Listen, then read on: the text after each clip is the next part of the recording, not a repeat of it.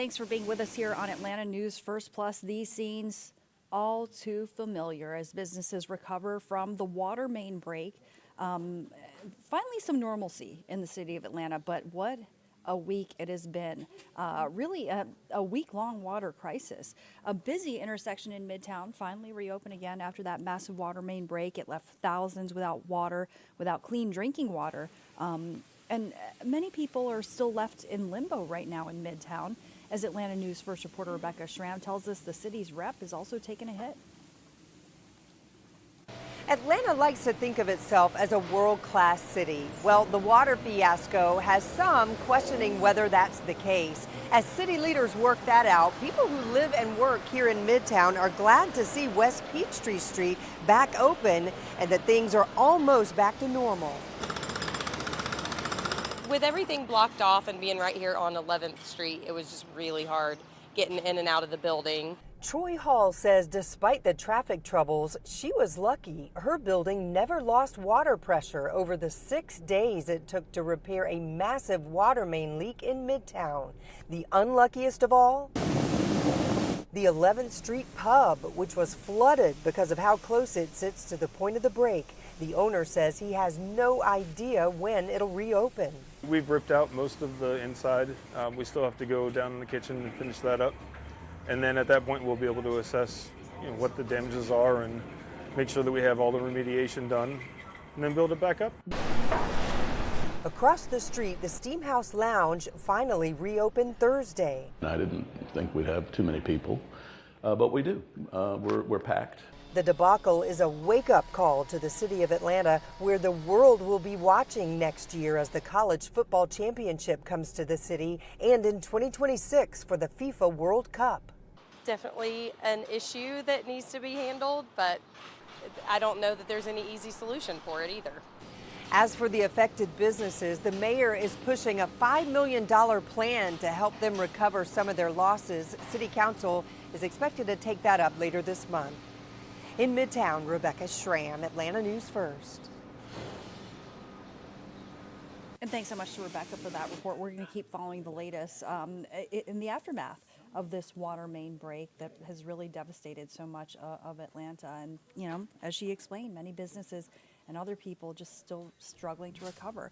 All right, let's turn to this story now out of Gwinnett County, where our Don Shipman is following the latest on the investigation into break-ins in cars. And there's been an arrest, several men arrested. Police saying that these 7 men in their 20s facing charges and are believed to be an organized crime group. Don Shipman has more. This is one of those lock boxes right here. Police say if you're going to leave your gun in your car, it's not enough to just lock your doors. You need an extra layer of protection, and that's this lock box right here. Pull this out of the trunk for transport. The stats show a good 54% of gun owners don't lock up their guns. I think a vast majority of firearms that we find on the streets are being taken out of vehicles. Firearms instructor Joseph Mark with Grant Arms in Lawrenceville says not only does locking up your firearms keep guns out of the hands of criminals, it also keeps them away from children, potentially saving lives. And it's quick and easy to do. And this gets locked up. This lock goes on the gun so you can't get in there. And then you take the cable lock and you wrap it around and then slide that through like where your seat's at, underneath your seat. Don't give people a reason to want to break into your car. Gwinnett County Police say these men are responsible for breaking into and or stealing nearly 500 cars all over the county. Using surveillance video and license plate readers, detectives managed to track down the suspects, who police say over time would often use the stolen cars to commit even more crimes outside of Gwinnett County. And they located stolen guns, electronics, identification for a lot of their victims. They would typically pull into parking lots and they would break into several cars very quickly, but essentially they were just finding easy victims. 2 of the suspects are still on the run. If found guilty, each man faces up to 20 years in prison. Just spend like $50 and get the freaking case, for crying out loud. You know what I'm saying? Okay, so like he said, you can purchase one for about $50, but pro tip, check with your local police department too, because sometimes they've applied for grants where they're able to actually give them out for free. In Gwinnett County, Don Shipman, Atlanta News First. All right, let's talk about a warning that we have for parents. This is about really child predators that could be lurking online. And obviously, it's every parent's worst nightmare. Exploitation of children on the internet, though, is getting more frequent. It's also getting more sophisticated. Atlanta News First Abby Kasoris reveals how the new tricks and tools predators are using, and also what you can do to keep your kids safe.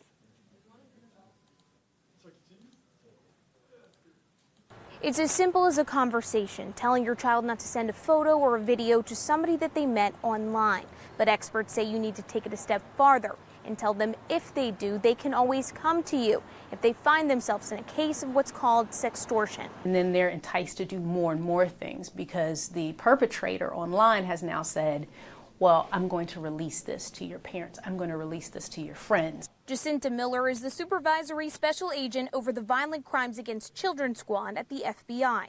She's describing sextortion, a case where someone over the age of 18 asks a minor for a photo or video. They manipulate the child into giving them money or doing something for them in the hope that that person won't share. She says in the last year, a dozen Georgia teens committed suicide because of a sextortion scheme. These kids at this vulnerable age of being adolescents, and even as young as 7 years old, really feel like they have no one to talk to and nowhere to turn and their life is over. Miller reports these types of cases are up 700% since 2021. The average victim is a 10 to 17-year-old. Mostly males fall victim. They target kids on social media apps or video games. With the dawn of AI, a simple photo can be manipulated and used to control a child. Whether that image is real or not, it has the same effect. Hannah Palmquist, chief of the Human Trafficking Unit at the Attorney General's office, is hoping a new law will give them teeth to prosecute these criminals. That law will make it a felony if someone is trying to groom a child online or if they are in possession of any explicit photos or videos of children. We used to think about protecting our children in terms of when they leave the house. And we think about protecting our children physically from predators. But that's not enough anymore. The new law goes into effect in July. In Atlanta, I'm Abby Kasoris. Thanks so much to Abby for that report. Okay, let's talk about really filling a need in healthcare. And there's another Atlanta area hospital ready to serve Georgians in need of life-saving treatments. WellStar Atlanta Medical Center closed in 2022, leaving Grady Hospital as the only level 1 trauma center in the area until now. Atlanta News First reporter Rachel Aragon shares what it means for WellStar Kennestone Regional Medical Center to now be a level 1 trauma hospital. While Atlanta city leaders are still trying to figure out what to do with that old hospital site, there is now more trauma care here in the metro area. We do treat a wide range of diseases, illnesses, injuries. Dr. Sonia Sayani, a physician with Atlanta Urgent Care, is consistently educating patients that come from all across the metro. Patients are always welcome to call or walk in. If it's critical, if this is something that's beyond our care, then we will refer them to the nearest hospital. Sayani says there's a difference between a level 1 and level 2 trauma center. A level 1 trauma center, they require a certain amount of specialists and subspecialists to be on board 24 hours a day. They deal with the most critical patients. WellStar Kennestone Regional Medical Center in Marietta is now a level 1 trauma center, adding another level 1 hospital to the metro area. The other one being Grady Hospital in downtown Atlanta. Typically, level 2 trauma centers are able to stabilize the patient and they can initiate the treatment of the patient, but they will probably, if it's a more severe trauma, typically they'll have to transfer the patient to a level 1 facility. Sayani says adding another level 1 trauma center in metro Atlanta should mean less people having to be transferred, and they'll be able to receive that critical care even quicker. Every second, every minute counts when you're in a critical situation. And doctors say level 1 verification also means ongoing trauma research to improve patient outcome. Reporting in Marietta, Rachel Aragon, Atlanta News First.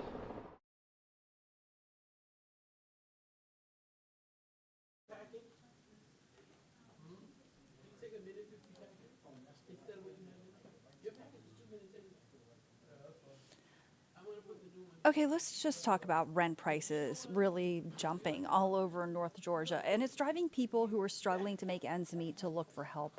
Atlanta News First reporter Joshua Skinner was in Clayton County to discuss how one organization has seen changes, both good and bad, in helping people stay in their homes.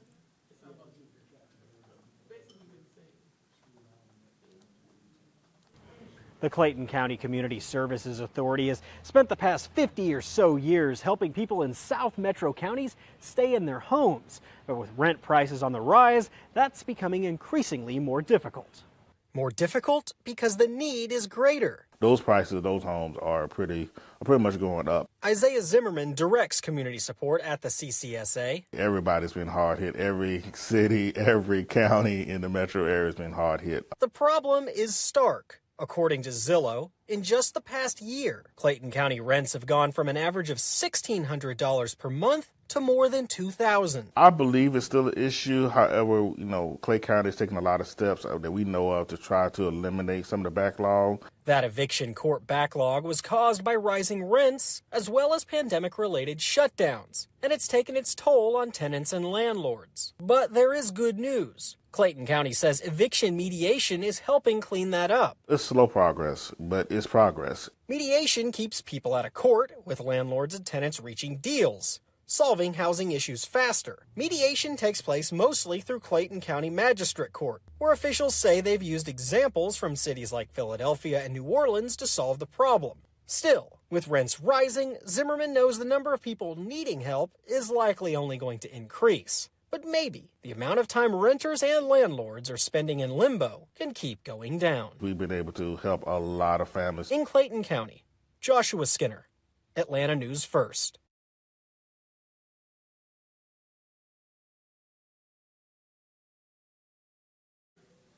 And finally, we want to just highlight a local charity doing good in our community. Every month here on Atlanta News First, we do that. The amount of money donated that we donate depends on the accuracy of our weather team as part of our 3-degree guarantee promise. Atlanta News First Sawyer Bussey highlights the work of Aid Atlanta. It's just a phone call. Good morning. This is the Georgia AIDS and STD information line. How can I help you today? It can also be a sign of hope. That is discrimination as well as stigma that is very, very high to this day. And we try and help them to understand that it's okay to be living with HIV. It can also be an opportunity to start over again. It's just a phone call. Except it's more. They are okay. They are going to survive if they are able to get the services that they need. Aid Atlanta is an organization that's been providing HIV, AIDS-related care since 1982. The need for services is high.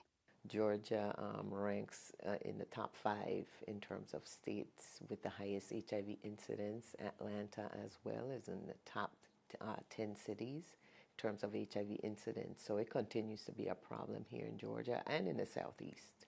The hotline is not all the organization offers. They care for the whole person, so whether it's housing needs, rent support, food, mental health services, transportation, or just basic education, Aid Atlanta is there.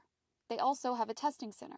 All you do is a simple finger prick. You can get your results and treatment in the same day. The organization says there is a false sense of security in the community about the prevalence of HIV and AIDS. Through their advocacy work, they're hoping more people realize how important it is to get tested. Because that's where you make a difference, one at a time.